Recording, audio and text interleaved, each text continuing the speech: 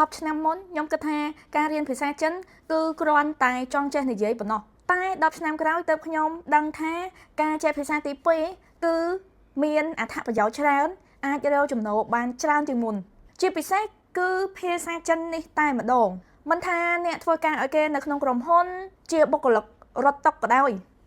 គ្រាន់តែចេះសៀមួយម៉ាត់ក៏បានលុយធីបដែរអ្នកចំនួនរកស៊ីលក់ដូរនៅផ្ទះបើគាត់ចេះភាសាចិនគឺគាត់អាចរកភ្ញៀវបានច្រើនបន្ថែមទៀតហើយគាត់ក៏មិនចាំបាច់ចំណាយលុយទៅលើការជួលបុគ្គលិក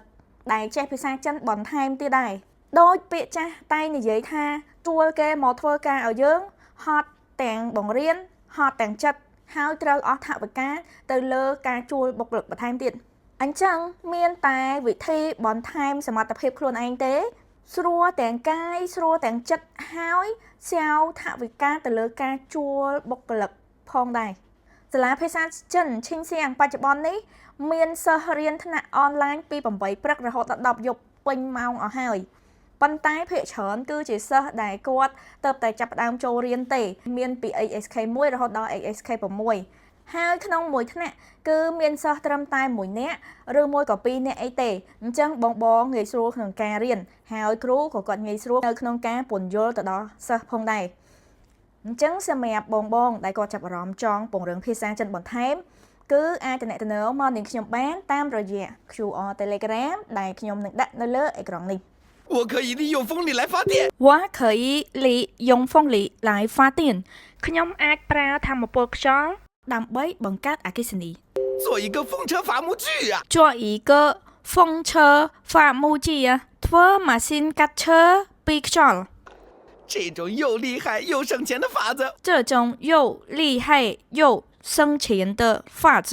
វិធីនេះមានប្រសិទ្ធភាពខ្ពស់ហើយសន្សំសំចៃបានទៀត我怎么早没想到呢我怎么早没想到呢មិនបានខ្ញុំគិតមិនឃើញរឿងនេះលឿនជាងនេះណ我光头强真是聪明绝顶啊我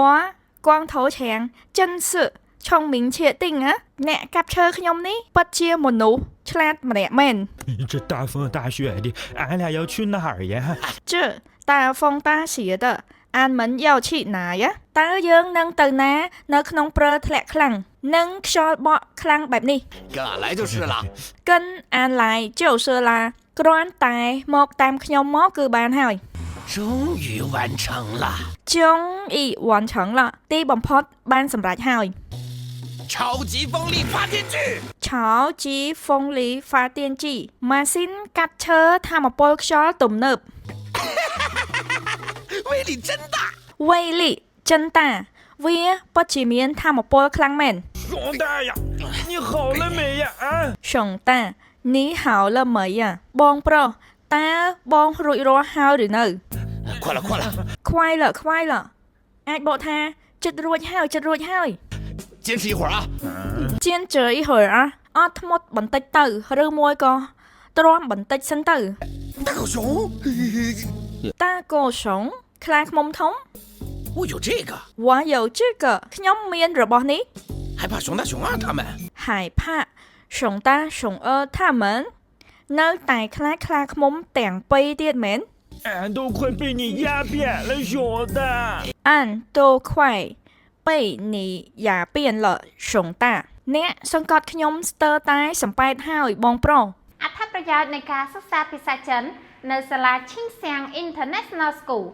1. ឱកាសទទួលបានការងារធ្វើកំឡុងពេលសិក្សានិងសម្រាប់អ្នកចង់រៀនត្រៀមទៅបន្តការសិក្សានៅប្រទេសចិនចំណុចទី2គ្រូមានបទពិសោធន៍បង្រៀនជាច្រើនឆ្នាំចំណុចទី3ចុះឈ្មោះចូលរៀនសិស្សទទួលបានម៉ោងសិក្សាហ្វ្រីបន្ថែមភ្លាមចំណុចទី4ម៉ោងសិក្សាអាចបត់បានចំណុចទី5រាល់ពេលសិស្សសុំច្បាប់ឬរបបផ្ទាល់ខ្លួនខាងសាលាគឺមិនមានការកាត់ម៉ោងរបស់សិស្សទេដើម្បីទទួលបានព័ត៌មានលម្អិតសូមធ្វើការ scan នៅទីនេះ